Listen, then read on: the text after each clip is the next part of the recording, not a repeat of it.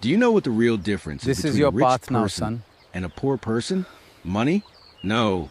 The real difference lies in the way a person thinks about himself. Do you think Remember, we ever if truly you leave it don't behind? believe in yourself, if you don't The have river confidence carries within everything you, away, son. then even the wealth in your pocket today won't stay with Do you you think we will forever. ever get there? Money is like sand. The If river your always grip isn't finds its strong way, son. enough, it will slowly slip through your fingers.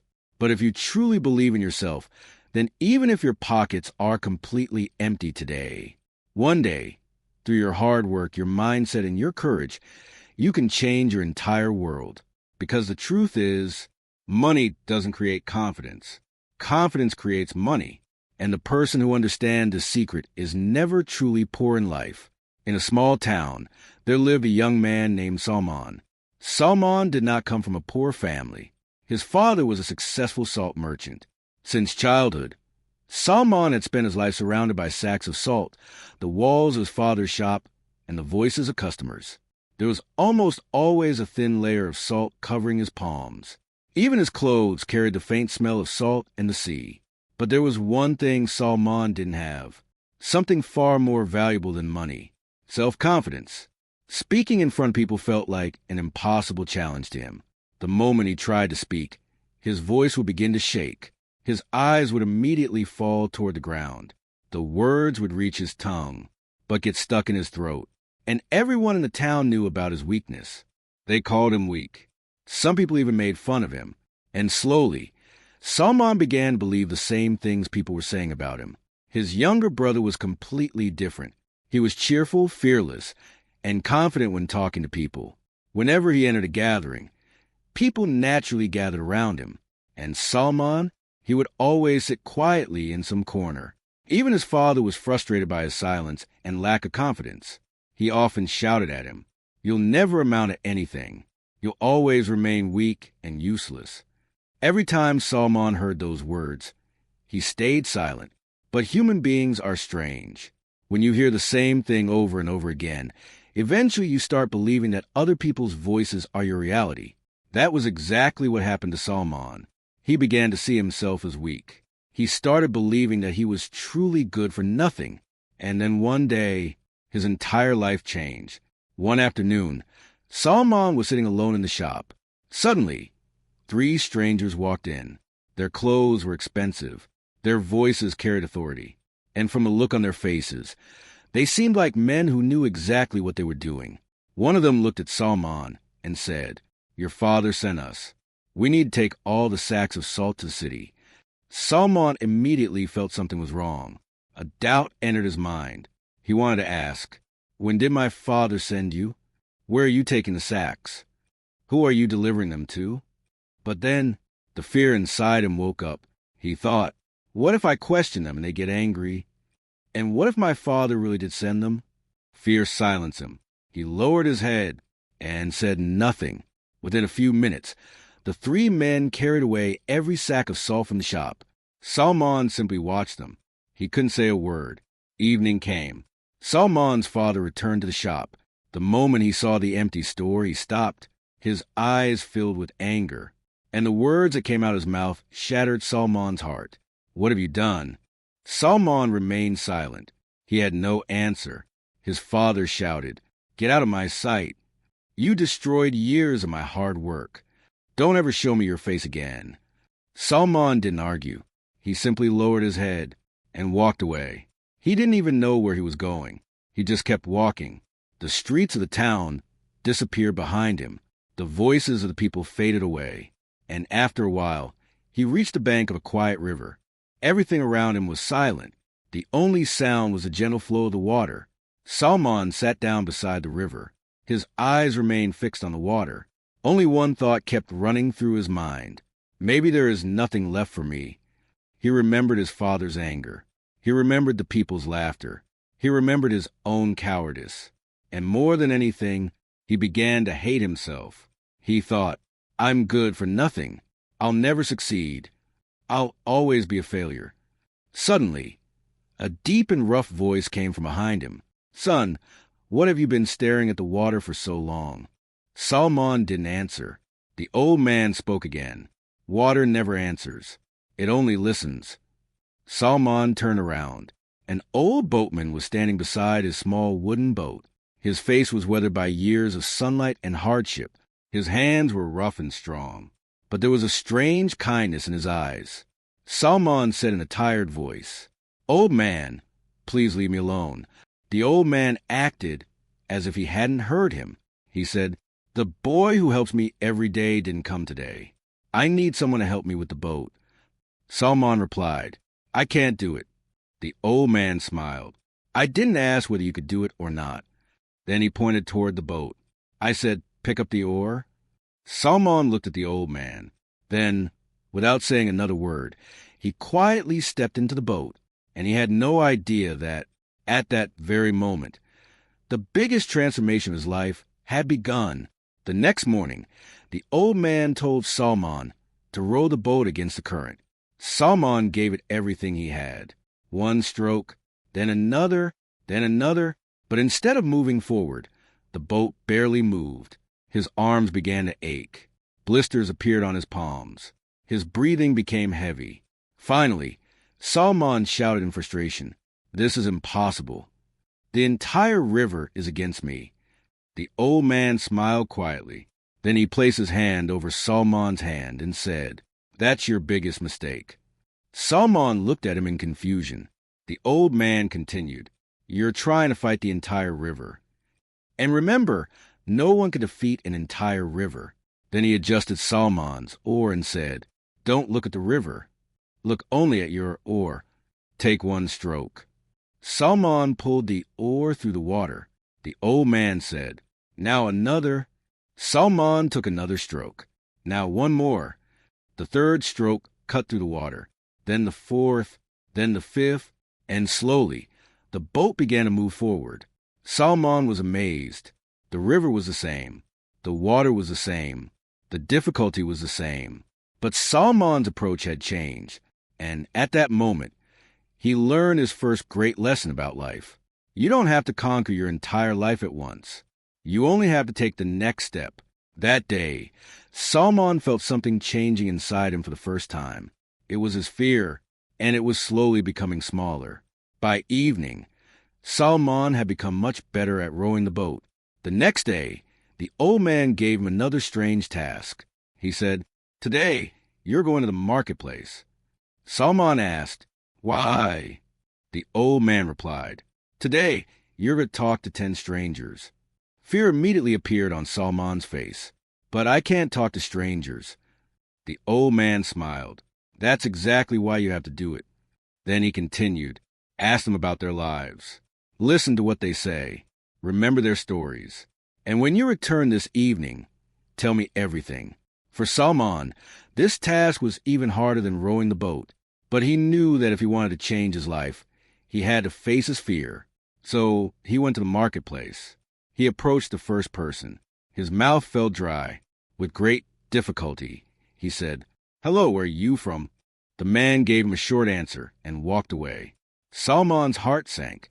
Then he approached another person. Someone ignored him. Someone was rude to him.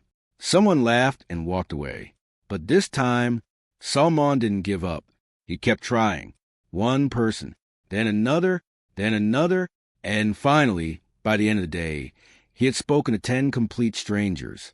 But the most surprising part was he had actually made a few new friends among them. Salman returned to the boat. There was a strange smile on his face. He couldn't believe it himself. The very thing he had been afraid of his entire life, he had just done 10 times in a single day.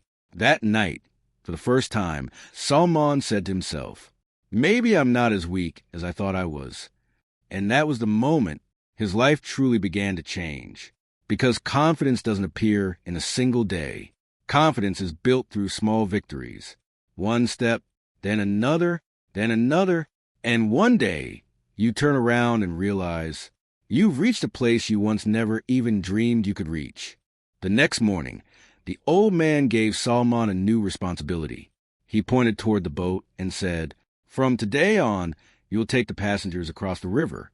For a moment, Salman felt nervous, but he was no longer the same person he had been before. He had learned how to talk to people. The old man placed the boat's rope in Salman's hands and stepped aside. This boat is your responsibility now. A short while later, the first passenger arrived. Salman's heart began beating faster. He gathered his courage, raised his eyes, collected the fare, and quietly began rowing.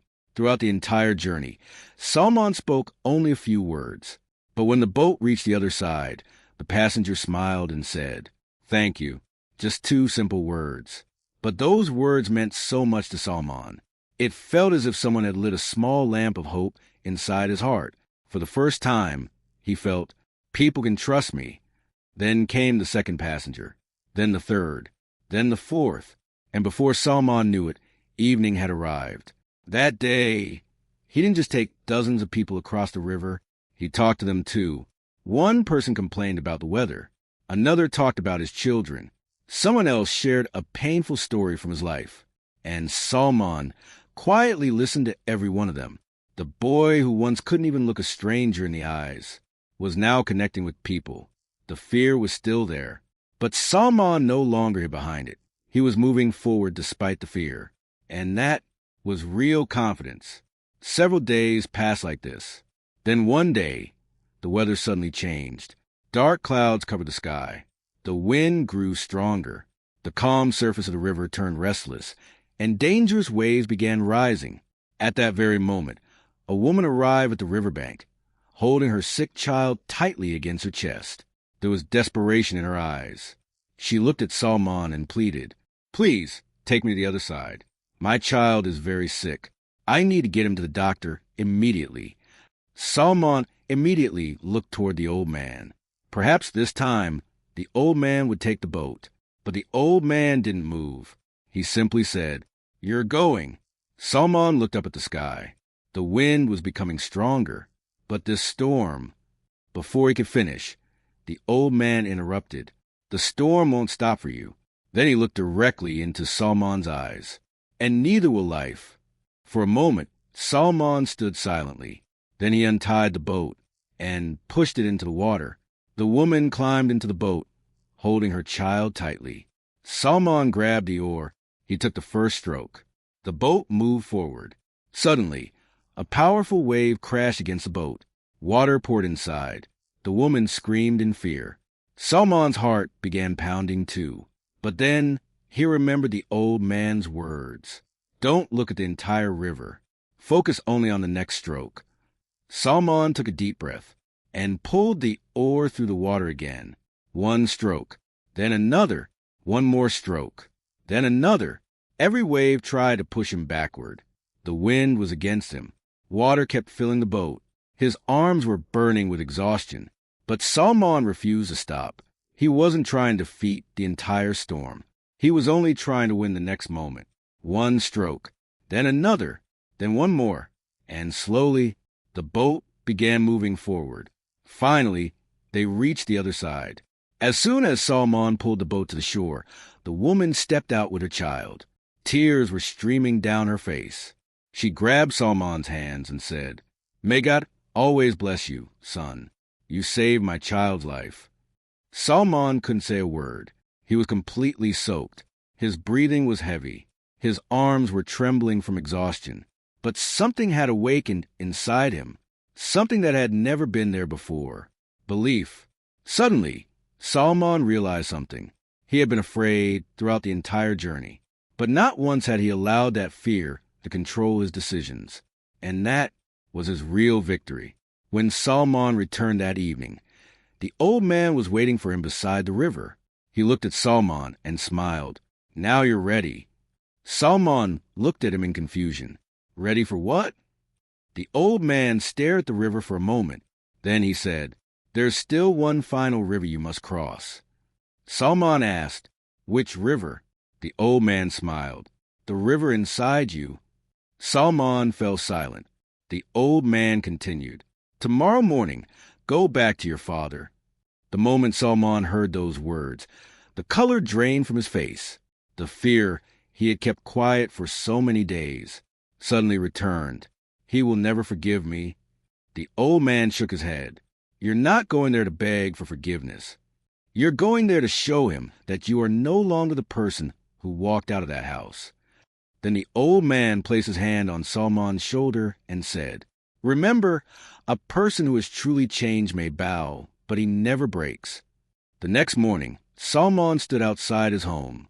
The same house, the same door, the same doorstep. But Salman had changed. Not long ago, he had walked through that very door with his head down, defeated and afraid. Today, he stood there with his head held high. His father came outside. The moment he saw Salman, he stopped. The frightened, trembling boy was no longer standing in front of him. There was a young man standing there. His eyes were no longer lowered. His shoulders were strong, and there was calmness in his voice. Salman spoke softly. "Father." His father remained silent. Salman took a deep breath. "That day I was afraid. I was too scared to ask questions. And because of that fear, your years of hard work were destroyed." He lowered his head for a moment, then looked back at his father. "I can't change the past, but I can make up for what happened.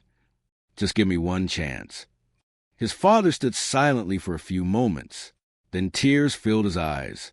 He stepped forward and pulled his son into his arms. After so many years, a father was finally holding his son again, and he whispered, "Son, this shop was never really taken away from you. All of this is yours." Time passed, and Salman continued to change. The same young man whom the entire town once considered weak and foolish had now become a successful and respected businessman. People listened carefully when he spoke. They trusted his decisions. And the most remarkable thing was, the silence that was once considered his weakness had now become his dignity. Salman had finally discovered a truth that most people spend their entire lives trying to understand. Self-confidence is not a gift someone gives you. It is not a mask you put over your fear. Self-confidence is the ashes left behind after you face the fears that once controlled you, the fears you could have run away from but chose to face instead. Every time you confront something that scares you, you burn away a little more of that fear. And what remains after fear is burned away becomes your strength. Salman once believed that failure was his destiny. But the truth was different. Failure was never his destiny. Fear was his prison. And you don't defeat fear by fighting the entire river. You defeat it one stroke at a time, then another, and one day, the very river that once made you tremble will be far behind you. So remember this. Confidence doesn't come from thinking about taking action. Confidence comes from taking action. Do the things that scare you. Say the words you're afraid to say. Take the step you're afraid to take. Because the fear you face today can become the strength you carry tomorrow. And the thing that seems impossible today may become the first step toward your greatest success tomorrow. So learn something new every day. Think differently. Try something new. Challenge your fears. And remember, you don't have to cross the entire river in one day. You only have to take one stroke today, then another tomorrow, and another after that. Because great transformation doesn't always begin with a giant leap. Sometimes one small step is enough to change your entire life.